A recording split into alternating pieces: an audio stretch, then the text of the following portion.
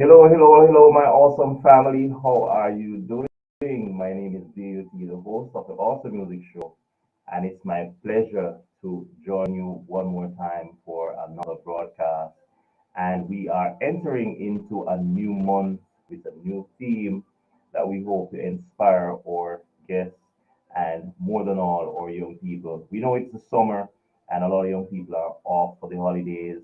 They're looking for inspirational videos, they're looking for motivational talks, and we hope to use this show to inspire and to motivate. So, as usual, it's another awesome day given to us by an awesome God to do some awesome things. And we love doing awesome things on the Awesome Music Show.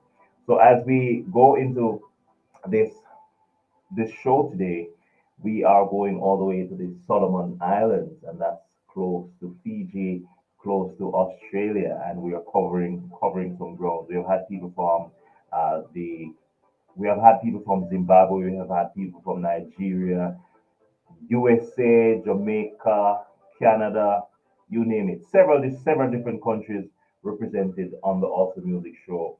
And we have had people on Mondays for the Awesome Word of the Week. We have had people on Fridays for the Awesome Music Spotlight. And today we're going to be having a very special guest on the Awesome Music Spotlight. We want you to share also, as you can see, our voting link because the Awesome Music Show has been voted uh, in the media category for the ABGMA Awards 2022. That's the Antigua and Barbuda Gospel Music Awards 2022. I can't do this alone. We need your help to vote. Voting is unlimited. So you are going to be clicking on that link, soarisemusic.com/vote ABGMA, and you scroll down to media category, then option 2 for best radio show entertainment, and you will see the Awesome Music Show hosted by DLT. Click on submit your vote, and you can vote several times, unlimited, all the way up to the 31st of July. So we have just about a month and a few days left. So we crave your support so that we can get this award. But even if we don't get this award, it's still an encouragement for us to continue to do what we do. All right, so for the month of July and August, we're focusing on the theme I am young, bold, and confident. And that's the thing we want to instill in our young people, those who are watching this broadcast. We want you to be encouraged. If you're making career choices, we want you to make the best career choices that will benefit you and your family in the long run. All right. So to help us go into this month, the first guest for the month of July, we are really pleased to have this wonderful woman of God to share with us on this broadcast. And we are going all the way to the Solomon Islands. All right, so she is an author, she is a pastor, also a recording artist, an entrepreneur, and also a epidemiologist. And last but not least, she is also a motivational speaker. I speak of no other than special awesome spotlight guest, Dr. Stephanie Fletcher-Larty. How are you doing, Doc? Thank you so much for being my guest on the Awesome Music Show. Thank you so much, Dale T, for having me. I'm doing great, and it's a pleasure to be here with you and your guests today. Yes, awesome. So it's really good. It's really good to have you because for the months of July and August, we are really embarking on this theme. I'm young, bold, and confident. And it's just a follow up to the theme. How we normally do the show, we try to link each month with a theme. So for the month of June, that's just ending, we are dealing with men taking their rightful place in our society. And that's just a theme that's covering Father's Day because we celebrate Father's Day. And all our ministers who have been on the show, they have been dealing with that theme so that we can encourage our men to do better. There are so many narratives out there about men. Some are really bad, some are really good. So we want to balance it. Those who are doing really well, we encourage them. Those who are not doing really well, We want them to do better. So for the months of July and August, we're dealing with the theme I'm young, bold, and confident. And what better person to have to start the month than yourself? You are very achieved, and that's something that we have to celebrate. So many titles, but we give God thanks because you could only have achieved these things because of the grace of God, and we give glory to God. We don't take any honor for ourselves because we know that it's a higher power working within us. All right, so you have several titles, and one of them you're a singer, you're a songwriter, you're also a pastor, and you do so many other aspects to your ministry. Tell us about who you were as a young person growing up, because I mean sometimes people see you on the world stage now and they would never know your story, know what you have been through, the struggles you have gone through, the challenges to get to where you are. So tell us a little bit about your background and how you grew up. Thank you so much, Dale. And I want to greet your audience today. Yes. Yes, Dale, you are very correct that, I didn't just arrive here with all these titles overnight. I grew up in a rural community in Jamaica called Bamboo in the parish of St. Anne. Yeah. And that's where I grew up. In most people would refer to it as a village, and from a very large family. Our family was just a regular country folk. We farmed so that we could eat, and we would sell the surplus to the market vendors. And but we also you know grew up in the church as kids, and most of my formation really actually took place around the church, where certain principles were taught to me when I was growing up. My parents taught us very early in life that we had to prioritize God in our lives. And my mom actually taught me very early that, Matthew 6:33 was a really important part of my life. And it said to seek first the kingdom of God and his righteousness, and all other things would be added onto me. And that verse became my life verse throughout the years. But I mean, it didn't happen overnight. Growing up in a community, lots of children, there wasn't a lot of money to do much. So, but there are some things that got me really grounded from early. I had a dream. I really feel like in my heart Yeah. I wanted to accomplish what God had in store for me, even though I didn't know what that was at the time. But I think from very early I would hear the message and understood that, if God was leading me, then I could achieve whatever I wanted. Um, after I left high school, I went to St. Hilda's High School in Brownstown. I left high school, worked at the parish library for a year. While I was at the library, I came across an advertisement for training for public health inspectors, and one of the older young women, she assisted me to write an application because I was so young, I didn't even know how to write one. Anyway, I got accepted to the public health school, the West Indies School of Public Health, where I was trained as a public health inspector. And I believe I was really born for that job. It was like my personality, my Yeah. upbringing. I really loved working with people and in the community. So it was so easy for me to blend into that role growing up.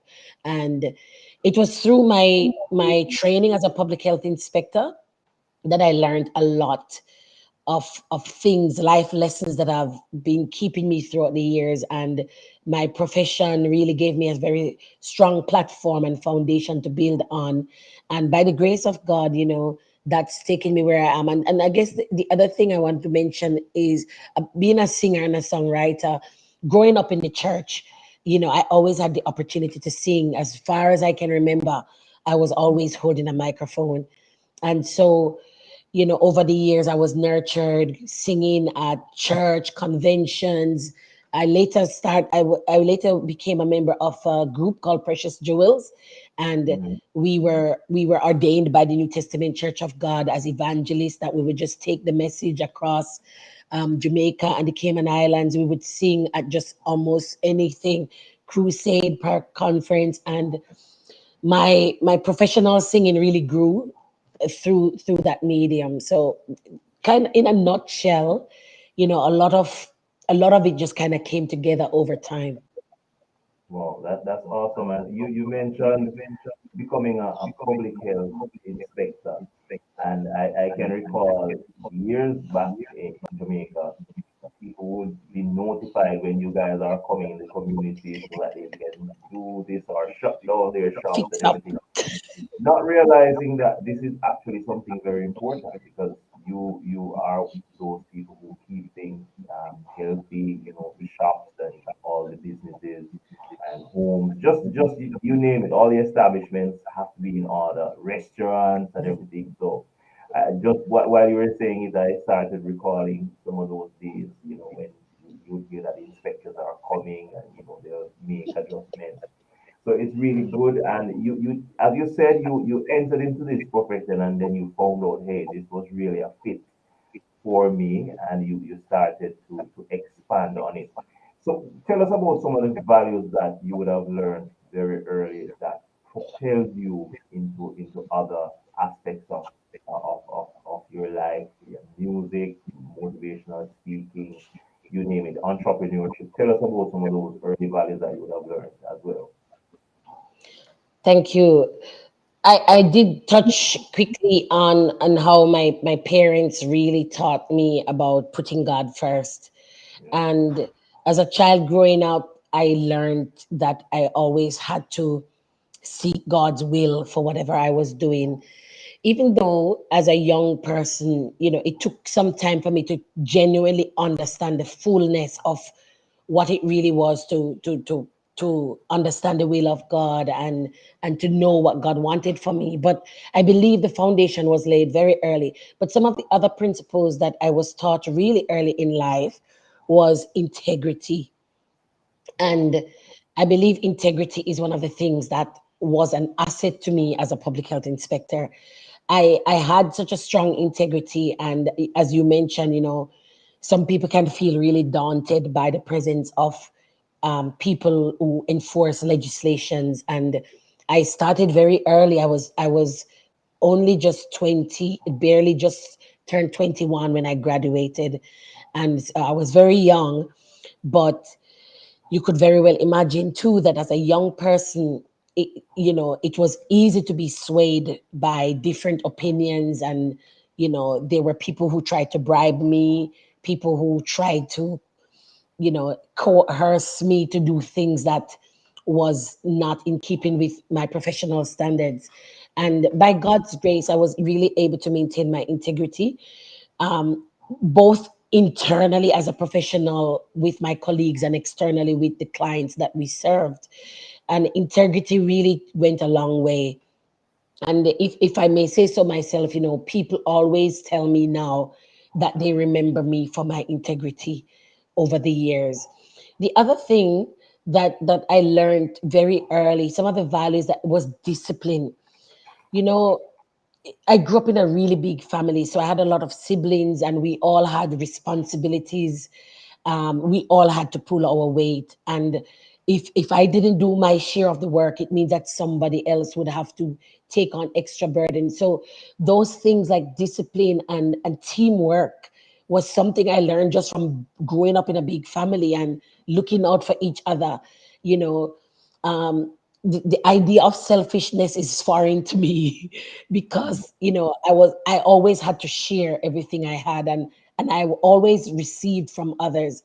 We were not rich people. We sometimes we could hardly even find what to eat, but we were blessed. We sometimes had to receive things from people, but my parents were also very generous. So even from the little we had, they always shared with our neighbors, our church members, and so on. And those are some of the very important things that I learned just from growing up in that setting that has carried me through life and around the world, about sharing what I have, not understanding that I can, it doesn't matter how small the thing I have is, it means that I can I can make it enough Yeah. for me and someone else.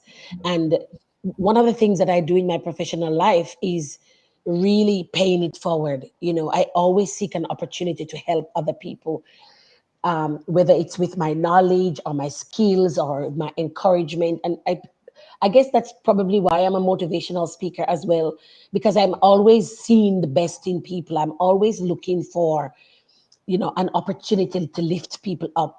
And these are principles that were formed very early in life.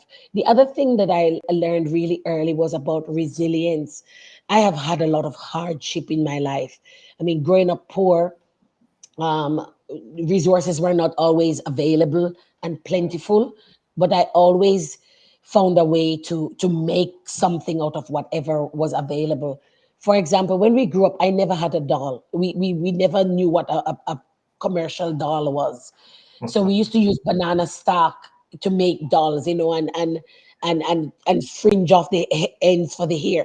Like my mom taught us how to use corn, to dress up a corn as a Yeah. corn baby, you know. Yeah. Um, so these are things that I grew up with, to be really resourceful, and God has really blessed me, Dale. I really can say that I have really, really been blessed by God. But even though I have a lots of resources today, I still am very frugal with the Mm. way I manage my resources. That's And important. sometimes people may look at it as being stingy, or but it isn't. It's because I appreciate what I have now so much because of where I'm coming from.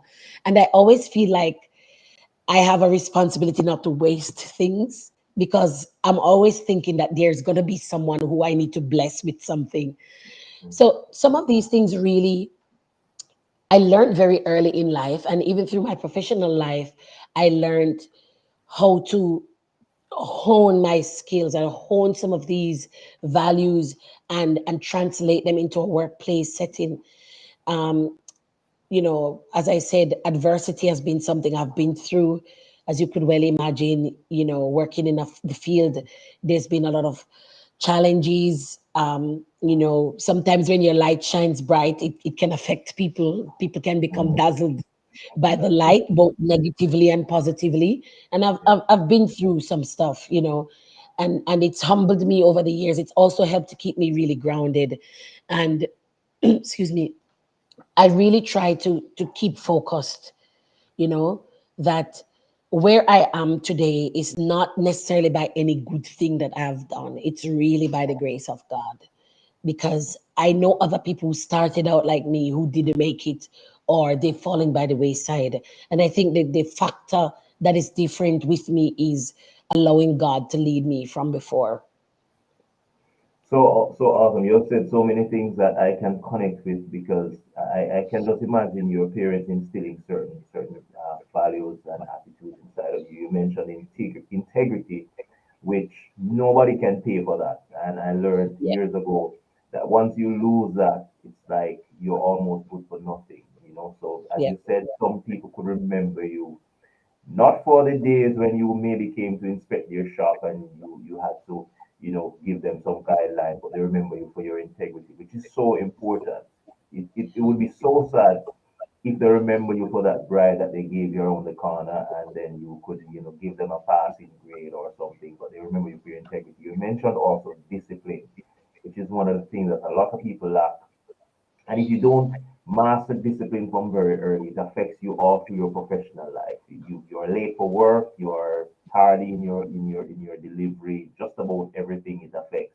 You also mentioned how you share things. From a big family, you had to always remember how to share, and also resilience, which I think a lot of young people need to know about how to be resilient, how to be, productive. And for the months of July and August, we deal with the theme, I'm young, I'm bold, I'm confident. And with all your titles, I want you to just spend a few minutes just to share with our young people how they could instill some of these values in their lives if they don't already have it, and how to be achievers, high achievers always aiming for the highest standards because you have so much to your background. You have a very sound educational background, and we give God thanks for that. So use that kind of inspiration that you have to motivate our young people at this time. Thank you, Dale.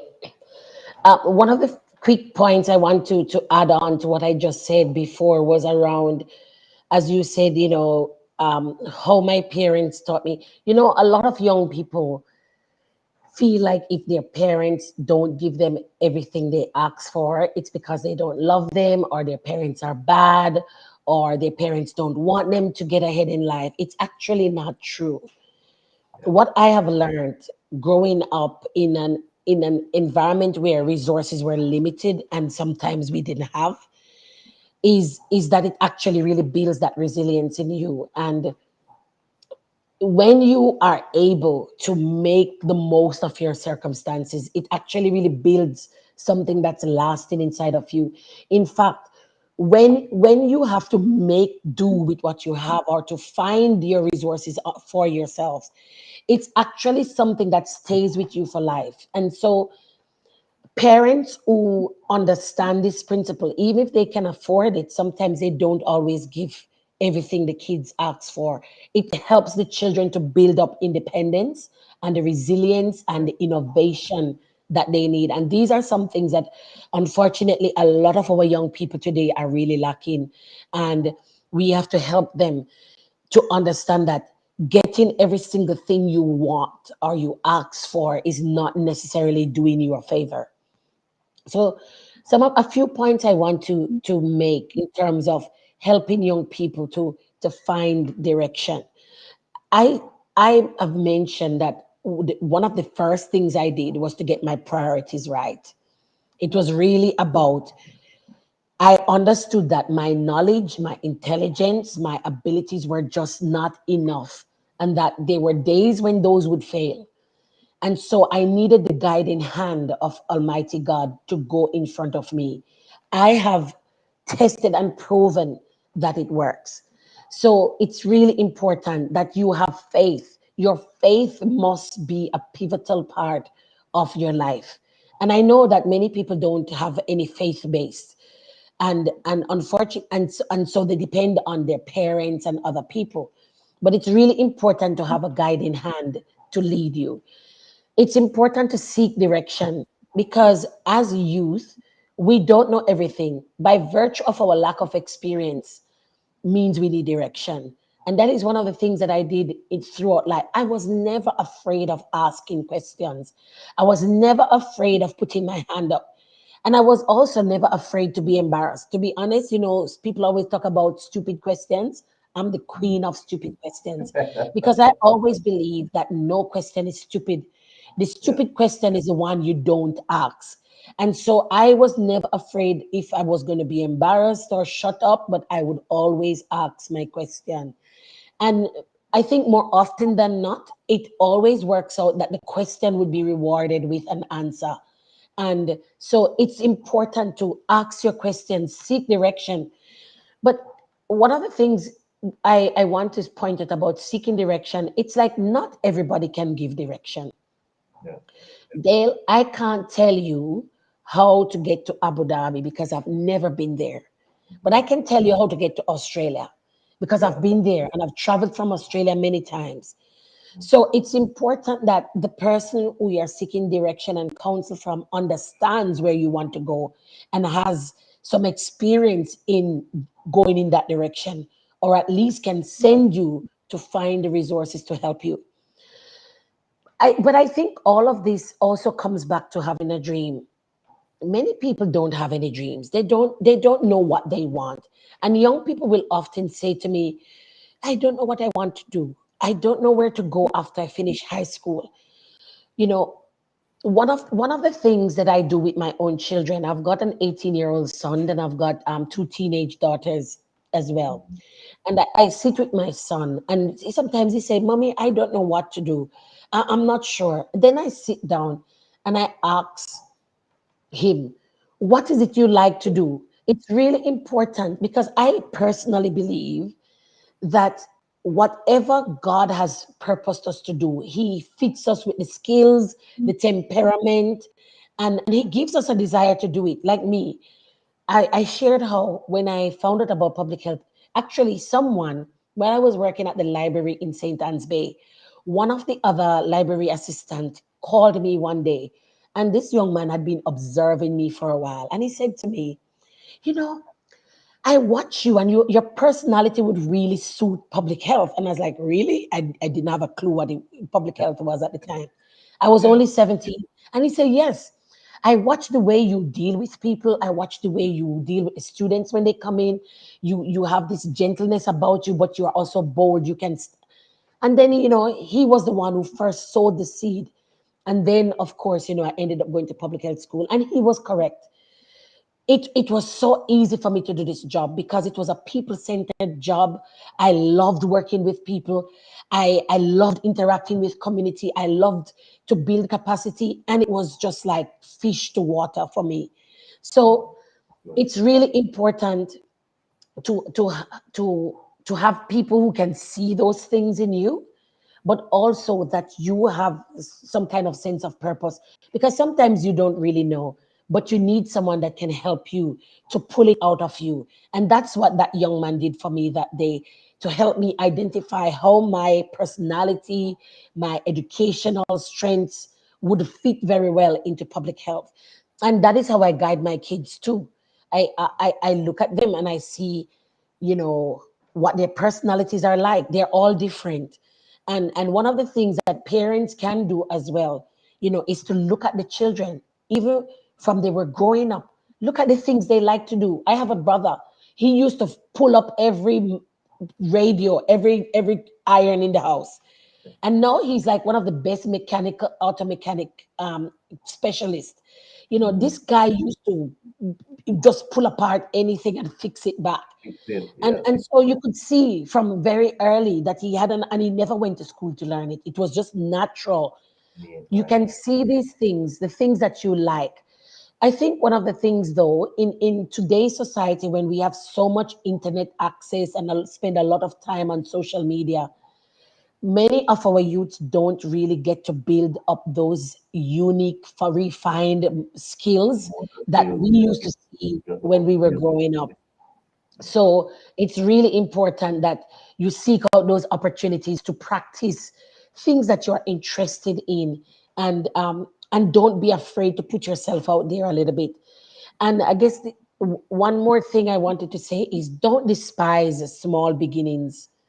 Mm-hmm. You know, and I really want to speak to people who are coming from a background where you don't have much. Mm-hmm. Yeah, because that's my lived experience. I can't talk to the rich because I've never Yeah. been rich as a child and a youth growing up. Yeah.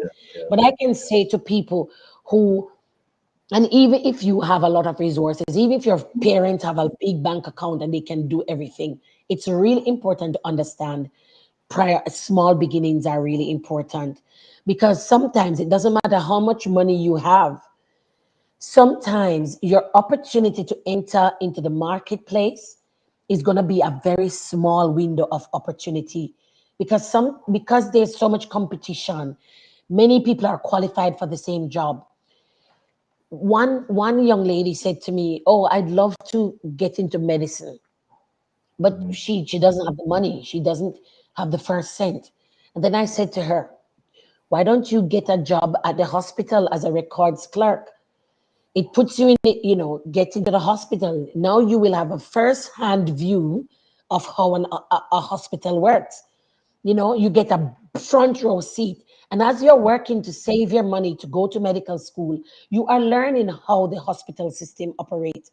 And you can This is the kind of experience as thing well. I'm talking about. Don't despise small beginnings.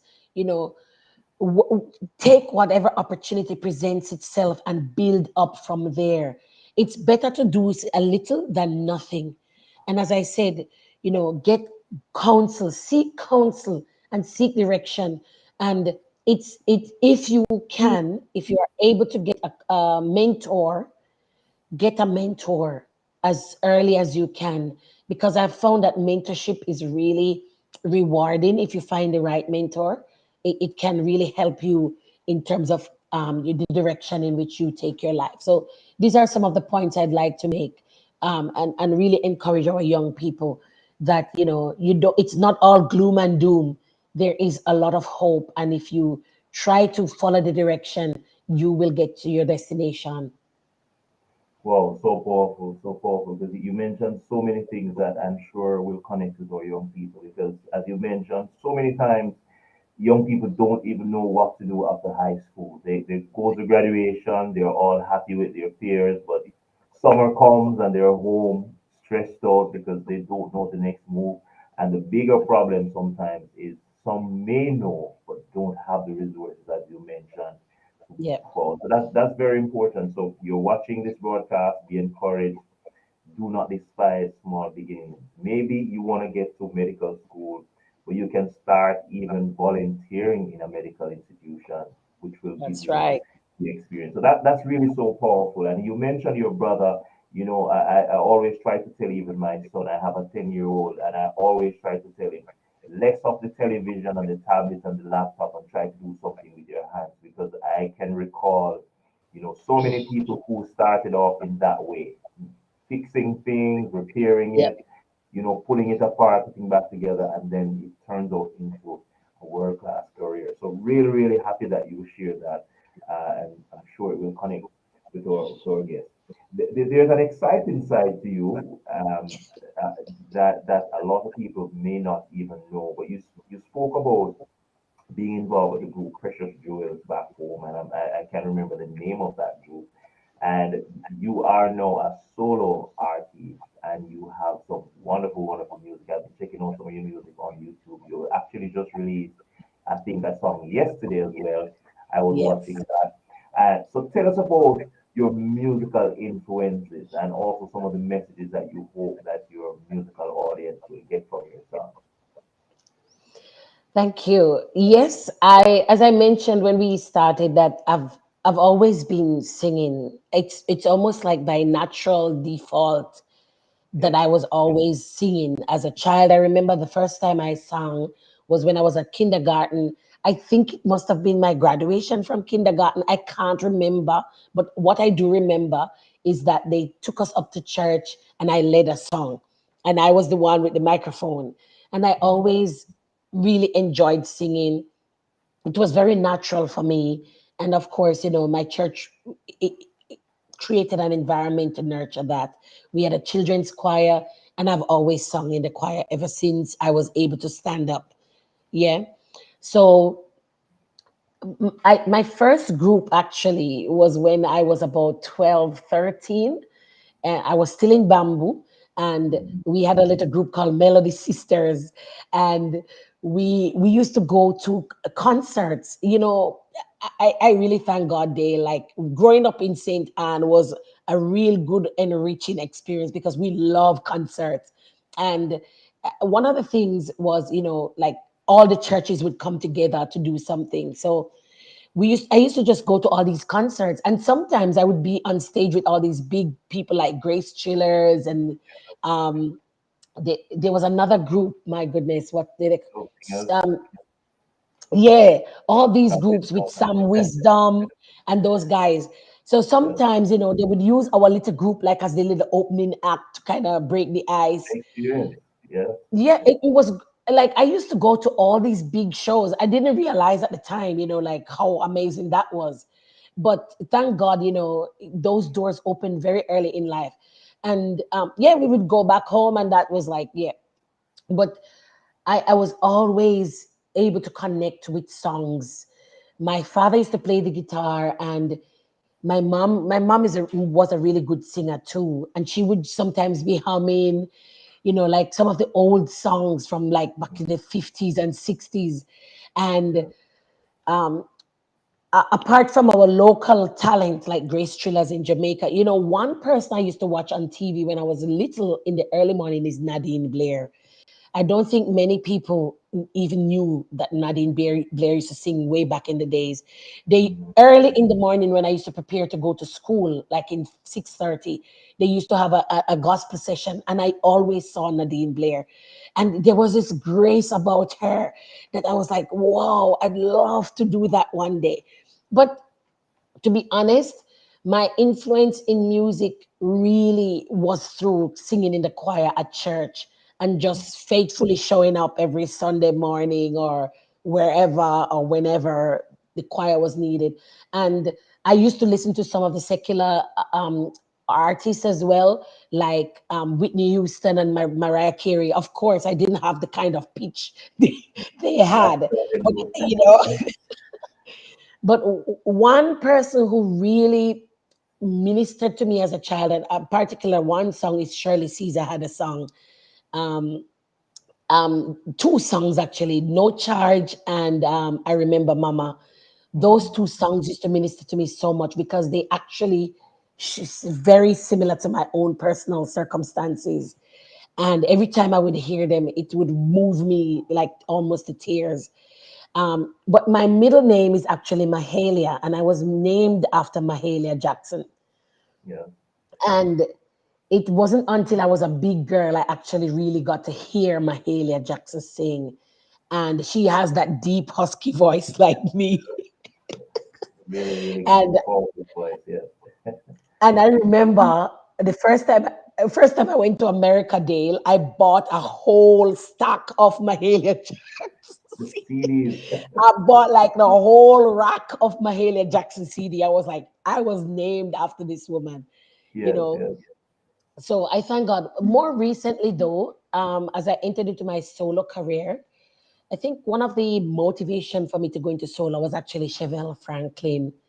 Mhm. In 2017, Chevelle came to Australia to minister at the invitation of one of the church groups there. And somehow, by God's divine appointment, I was invited to be part of the group that was going to be supporting her. And of course, like I'm Jamaican. Mhm. And somehow the music director chose me to lead. And I don't think it was because I was Jamaican. I really believe it was God who wanted that to happen. It was my time and my season. And so, of course, I would open for Chevelle before she would minister every night. And we had a big choir from, many churches. But there were so many people who could sing better than me. But when after the whole couple of weeks of rehearsal, I remember when the final evening came, the music director said, we want Pastor Stephanie to lead.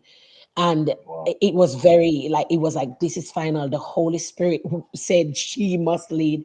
Yeah. And so I was leading each night for the choir to lead the worship before Chevelle would take the stage. And we actually didn't have much time to speak. It was just maybe those few minutes in the rehearsal, but I watched her. I spent a lot of time just observing her on stage and how she personalized the songs and made them her own, which is something which I've always done as a choir director when I used to lead kids. But when I was always singing, I was always trying to sing songs like how the person sang it. But Yeah. watching Chevelle, I realized how she personalized the songs. And I think that it was Really really powerful. a revelation for me. Like, you don't have to sing like Mariah Carey. Sing Mariah Carey songs Stephanie Fletcher's way. Definitely. Definitely. And it really ministered to me. And so it was really in that season when it just kind of I that was when I think my release came to, like, it's time for you to do your own stuff and go forth with God. And a lot of confirmations came. A lot of the ministers who were at that big conference with Chevelle really, blessed me and said, sister, it's time. It's time for you to do something. And I really thank God for Chevelle's life, because I've watched her over these years and see the grace of God upon her as she ministers. And the African community have really embraced her. And I basically Much. am Yeah. I'm embedded in the African community. I'm married to an African. I'm a pastor in an African majority church as well. That's So good. it's just been in terms of the message that I bring. If I may share with you, most of my writing actually started when I came to Australia. As I went to Australia to study doctorate, a doctor of philosophy degree in 2009. When I got there, I was a student on a student visa, an international student. But I found that the grace to write really came very powerfully upon me in my first year as a student. I started to worship at Hillsong Church. I was in the choir, and I enjoyed it very much. But I think God placed me in Hillsong Church for a very short period of time to receive the grace, Hmm. to like an impartation. Yeah. I saw a different level of music ministration. I saw excellence in music. It was something I had been singing my whole life. But when I went to Hillsong, I remember one Sunday, Dale, one of the girls in the choir tapped me on the shoulder and she said, "You're singing too loud." Too loud. Yeah. Because in Jamaica, it's when you are in church, the louder you can, when you feel the song, man, you just give it everything. But I was singing in a choir. And I'd done this for so many years that I was in this big church in this amazing setup, and I was just taking the song over by myself. And Yeah, she tapped me on the shoulder and she said, "We have to blend." definitely. you know. So I learned quite a bit about professional singing Mhm. from my 1 year or so at Hillsong Church. Those little nuances that I think were missing from my personal solo ministration, and I learned so much. Um, and then my writing just came out. It just was like every day, every situation, every circumstances I went through, I found something to write. Yeah. And for some reason, a lot of it was actually hardship. It was about me telling a story of God's faithfulness in the midst of struggles. Mhm. So my first song, which I released, was "Don't Give Up." And that Mhm. song really was birthed out of a place of pain. I was in Australia. I was in my first year. I was broke as a student. I'd run out of money. I was I actually was ill. It was winter and the cold weather was affecting me. I went to the hospital and I was told that I couldn't receive care because I didn't have money. Now you Right. can understand, I worked in the public health system for the whole of my life in Jamaica. I had never been turned away from a hospital. In fact, Medical I could just facility. Yeah. walk in, knock on the doctor's door, and said, "Write me a prescription." It was new. And I remember just things coming together, like I'd run out of money. I was basically just earning enough to pay my rent and to live and to go by day. I was far away from my family. I was lonely. And I think I was really actually feeling depressed. And one day, Mhm. as I was on a bus going to work, it was like that day I hit rock bottom. It was like my head was held down in just dejection. And I remember sitting on the bus just feeling so sorry for myself.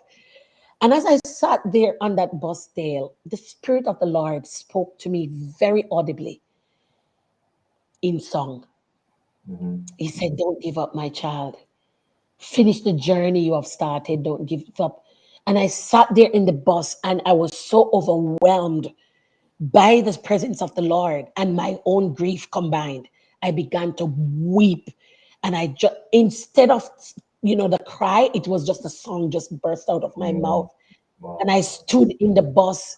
I was standing, I wasn't sitting down. I was hanging on to the railing and I was Yeah. just crying, "Don't give up, my child, don't give up."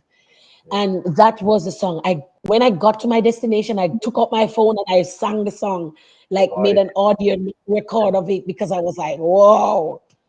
Yeah. And several of the songs that I wrote in that season was a reflection of like God showing up in my circumstances, in my situation, at the, speaking to me and lifting me up. So many of my songs are really about pressing on, pushing through, staying focused, like making God the center and the priority. And what I'd love people to take away from my song is that I'm an imperfect person that really depends on God's perfection to carry me through. And the one I released yesterday was Awake My Soul. And man, Yeah. that song, it's just been a blessing. So awesome, so awesome. I was listening to the Don't Give Up. That was, I think, that when I contacted you, that was one of the first songs I found on YouTube. Don't Give Up, and then yesterday I heard Awake My Soul. So awesome. I like the way you pen your words. And what better way to write a song or a book or any form of article than from your personal experience? Because millions of people around the world can connect with you much better than if you're just talking from, somebody else's experience, or you're just trying to put words to paper. It comes across much better when it's coming from a real place. And you mentioned even working with Chevelle Franklin. I've watched so much of her videos over the Yeah. years. And if so many people can remember when she was in the secular field, and I remember when that transformation, it was like a revival took place. Yeah. Papa Stan, Chevelle Franklin, Junior Tucker, who was it? Stitchy. Billy Russell's son, so many others. Yeah. I think in the late 90s, Charlene Davis, Lieutenant Stitchy. right? Tommy Cowan. And if you can look at all of those guys, all doing well in ministry, Chevelle Franklin has taken the African community by storm. I think most times the videos I watch with her, she's been singing to like maybe 15, 20,000 people, so many different Yeah. places. It was a pleasure. And I can count it as a joy for you to work with her. And that was what was really good. And your music has matured, and you have been putting out really good music. Not only do you put out good music, but you have written a book, and the book is The Professional Believer's Guide.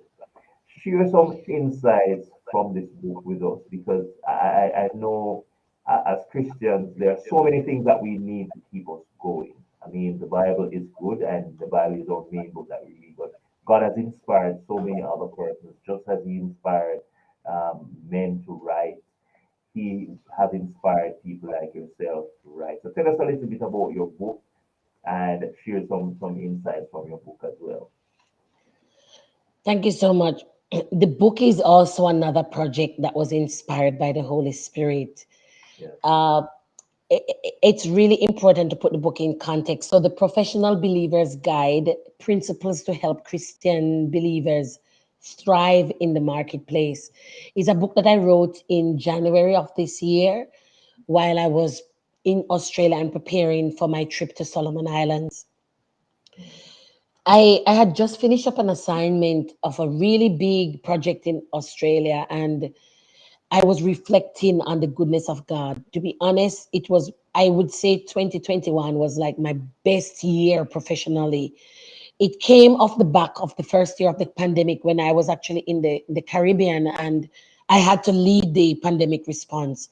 But it was a rough year professionally, emotionally, and everything because, far away from my family, the work was just grueling. And sometimes, this kind of work can be also unthankful. People can really sap everything out of you and then they just throw you away. And I kind of felt like that happened to me. Um, but I got back to Australia and God really gave me the blessing of working for one of Australia's top institutions to lead a research project. And at the end of the year, when I was handing over my stuff, my boss really commended me. And the commendation I received was to me equivalent to receiving a Grammy award. It's the kind of commendation I got. It was like amazing. It was like someone who is world known commending me that I had done a job above and beyond their expectation. And not only did I do that, I took them further than they had expected. And I'm a very reflective person, Dale. So I spent some time to just really think about what that meant. Yes, my head was swelling and it felt really good to be praised like that. But it also gave me an opportunity to really think about how did I get there? How did I arrive at this place? And as I was reflecting, I was on holidays and I was reflecting about how my profession as a humble public health inspector in Jamaica had taken me around the world to all these amazing positions. I've worked internationally in so many countries in very high level positions. And it was a very humbling moment, to be honest. After the initial whoa wore off, I was like, God, this could only be you. It could only be God who had taken me on such a journey. And so while I was at home reflecting, and then I thought, I have so much time on my hand. I was waiting for deployment overseas. And I said, Lord, it's unusual for me to have so much time on my hand. And because we were in a stay at home orders, I couldn't even go on a proper vacation with my family. We had to stay at home.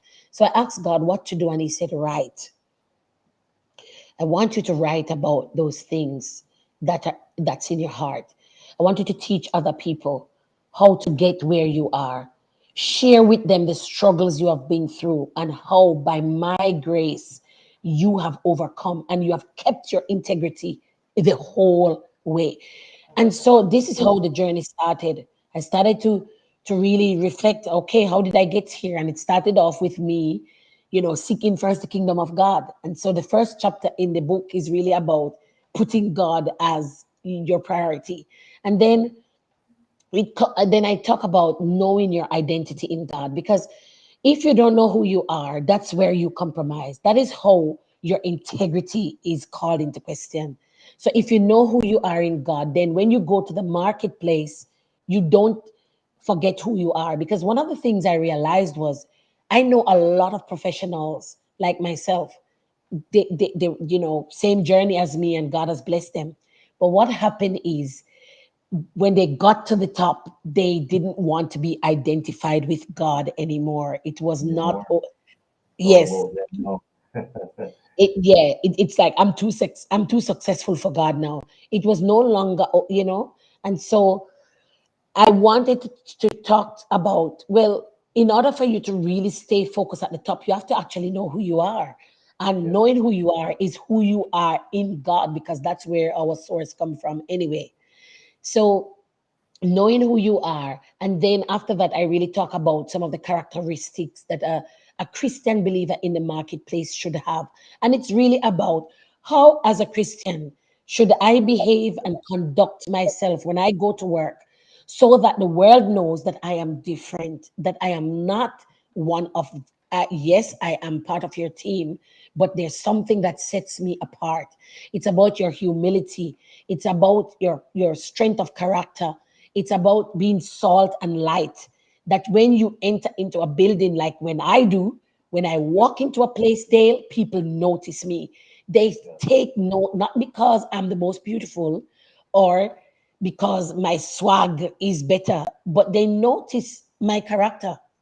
And everywhere I go, I change the atmosphere because of the salt and the light that I bring. And then I actually really go in depth and talk about the integrity, because integrity is something that unfortunately many of us as Christians have have lost our integrity in the workplace, and we no longer, you know, deal honestly and truthfully and faithfully. And it's about the punctuality and the reliability and all those traits that you really look for in a good worker. And then I actually really bring it together, talking about the excellent spirit, like what Daniel had, that set him apart from his peers. And then I also look about giving back and empowering others. I really spend a whole chapter talking about adversity. Yes. Yeah, talking about adversity. And then I really share some spiritual principles about how you can get protection and God's divine direction, you know, prioritizing prayer and having people who can watch over your soul. As a, you know, the higher up you get in the marketplace, the more important it is. Like, you know, my mom used to say, the higher the monkey climb, the more exposed he is. So you need divine protection as you get up, you know, the success ladder. And I really talk about divine provision and protection. And I really share some secrets that I've learned, that I've tapped into, you know. So it's a full package. And I really thank God for the book. Here in Solomon Islands, the book has taken the place by storm. I launched the book on June 11, and I'm telling you, the first week we sold out. We people, you know, people have been messaging me on Facebook, like, I heard about your book, can I have a copy? And it's been absolutely amazing. Like, the response was overwhelming. I couldn't believe it. So it's really a book where I share some of my experiences, but I also share biblical principles to undergird, you know, the principles that I've shared. Okay, awesome. Just repeat the book was released on June 11th. Yes, yes. Okay, okay, great, great, great. That's powerful. That's powerful. So I mean, it's really, really awesome to have this book, and I would really hope that our listeners or viewers can share in your journey as well to get a copy of the book, The Professional Believer's Guide by Dr. Stephanie Fletcher-Larty. That's really, really awesome. So you can find this book. So share with us some of your contact details as we come to a close, and also if it's possible for you to do any of your songs, whichever you choose, in an a cappella form, or if you have a track, it doesn't matter. Based on YouTube restrictions, we have to resort to this kind of performance, but that's fine. But before you do that, if you don't mind just sharing some of your contact details so people can contact you for booking, for music, for motivational speaking, for you to share even your book, and also you have a professional side where you are an epidemiologist. So share any contact details that you'd like our viewers to have so that they can connect with you. Thank you. So, one of the best ways to contact me is by email at Mhm. stephjewels@gmail.com. So that's STEPHJEWELS music at gmail.com. You can find me on Facebook with my name, Stephanie Fletcher-Larty. YouTube is Steph Jewels 100. Yeah. So on YouTube, Steph Jewels 100. Yes, that's my channel, or Stephanie Jewels Fletcher Music. Um, is a long name, but Steph Jewels 100 is like the channel ID. And Yeah. yes, you can contact me through any of these. I'm on Instagram as Steph Jewels as well. You know, you can find me anywhere. Um, any of these areas. My book is on most of the ebook book platforms. Mhm. Smashwords, it's distributed by Smashwords through Kobo, Barnes and Noble, Apple Books, etc. You know, you can find the ebook there, or you can contact me for the other links how to purchase the print copy of the book. Okay. You know, wherever you are. Yeah. Okay, awesome. So there are several ways to contact uh, Dr. Steph, Stephanie Fletcher-Larty, and really, really to have her on. I mean, you can invite her to your shows, to all your events. She is an awesome speaker. She is an awesome singer, songwriter, and there are several ways to contact her. The main way is through her email, stephjewelsmusic@gmail.com, or you can find her YouTube channel, Steph Jewels 100, or you can find her on Instagram as well, through all of those links. And it's really, really awesome to check out all the different sides to this wonderful woman of God. So before we close, we're gonna be entertained or ministered to by our very esteemed guest today on the show before we close, so that we can have some form of closure to the interview, and you can be blessed by her music.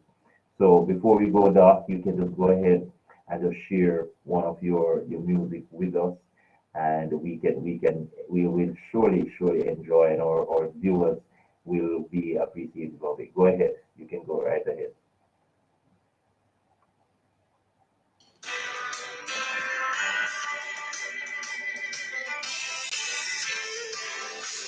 Awake my soul, awake my soul and sing of his great love that comforts me within. Sing of his mercies, they're renewed each morning. Rise with the dawn and praise the Lord my King. Awake my soul and sing. Give unto him my life an offering. For tongue and pen and instrument are not enough to pay my debt of gratitude and love. Many an arrow have pierced my weary soul. Storm clouds and tempest over me have rolled. But through the storm, he's given to me a song. The sovereign God, my anchor firm and strong. Awake my soul and sing. Give unto him my life an offering. For tongue and pen and instrument are not enough to pay my debt of gratitude and love. Amen. Amen. Amen. Bless you so much. I was listening this song yesterday, and it's really awesome. And it's very inspiring. I mean, even David had to ask God, why art thou disquieted Cast within me? down. My Yes. soul, why thou cast down, why thou disquieted? Hope thou in God. So it's really a powerful song. And we thank you so much for sharing. And I'm sure our audience will really be appreciative of the time you spent with us. And it's really awesome to have you. We look forward to more music from you, and we look forward to seeing you as God allows you to go further and further, go to more countries to do your work professionally and also to do ministry. So I want to thank you so much from the Awesome Music family for being my guest on the Awesome Music Show for this uh, first show for the month of July 2022. It's really been my pleasure having you, and we wish you all the best, all the success in your music, in your different ministries as a pastor, and also as a consultant and a motivational speaker. So be blessed as you go and take care. Thank you so much for your time. We really appreciate it, and we will definitely talk some more. All the best, Doc. Have a great evening wherever you are. Thank you so much. All right, take Thank care. you and see you next time. God bless you. You're welcome. My pleasure having you. Thank you so much. All right, so there you have it. Dr. Stephanie Fletcher-Larty, my very special guest on the Auto Music Show. And as she shared her wonderful story with us, there's so much that we can get from her story because so many times, as we mentioned before, we see people on the world stage doing well, very achieved, very accomplished, and we don't know their story. And it's really good that share with us integrity, discipline, resilience, also, putting God first, which a lot of people miss that. You do well to a certain point, but when you hit that mark of success and notoriety, a lot of people got off the chart because hey, I can do this now on my own because I have my various titles. So it's really, really good to have those very good values instilled. Some of the ways that you can contact Dr. Fletcher-Larty is through her email, stephjewelsmusic at gmail.com, STEPHJEWELS music at gmail.com. Also, you can contact her. You can find her music on YouTube, Steph Jewels 100. Subscribe to her channel, leave a comment, and also share. Like the videos and share. That really helps to push her channel and also to push the music. You can also find her book on all the digital platforms, Amazon, Barnes and Noble, and all the other digital platforms. Just type in the name, The Professional Believer's Guide by Dr. Stephanie Fletcher-Larty, and you can support her book. So wonderful to have her. And I'm sure, young people, you can find something from this interview to encourage yourselves, not just for the summer, but for the rest of your life. And I really want to thank you. Also, remember to vote for the Awesome Music Show as we have been nominated in the ABGMA Awards 2022 for Best Radio Show Entertainment. You can vote as many times as you wish, multiple votes, unlimited. Best Radio Show Entertainment, option two, and just keep voting, voting, voting so we can bring this award home come November. Voting closes on the 31st of July, so you have just about a month and a few days to share in the voting experience. Thank you so much for being our guest. For all those who joined us live, thank you so much. And we want to show you our appreciation for always supporting the Awesome Music Show. We cannot do this on our own, so we need your support. Thank you so much for your support. So see you again for another episode in the Awesome Music Show, the Awesome Music Spotlight, as we encourage our young people for the months of July and August to be the greatest versions of themselves. Thank you so much. Thank you so much. My name is Dayle, and as usual, it is another awesome day given to us by an awesome God to do some awesome things, and some awesome things we will always do on this show. See you soon for another live broadcast. Thank you so much for joining. Thank you so much for your comments and all the shares, all the likes. Also, don't forget to share the channel Dayle Music. This is what we're pushing for the summer. Increase the subscriptions, increase the likes and comments on the videos so that we can get more notice on the social media platform. Thank you so much for being my wonderful audience, and we really appreciate you being with us on this show. Thank you so much. Take care. My name is